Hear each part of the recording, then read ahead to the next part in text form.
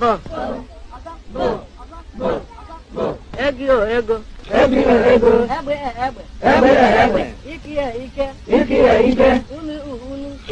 Unu. Ebe. Ọkụ. Hen. Ọzọ. Ụbọchị a na-akpọ ya day. Ọzọ. Nke a bụ bịa come. Ngwa mmadụ ji tie ike. Come. Ọzọ. Oge elugo ya na unu ncha ga-anabazi ya n'oge elugo kịta.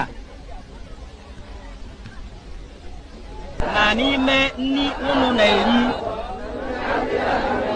Ọzọ.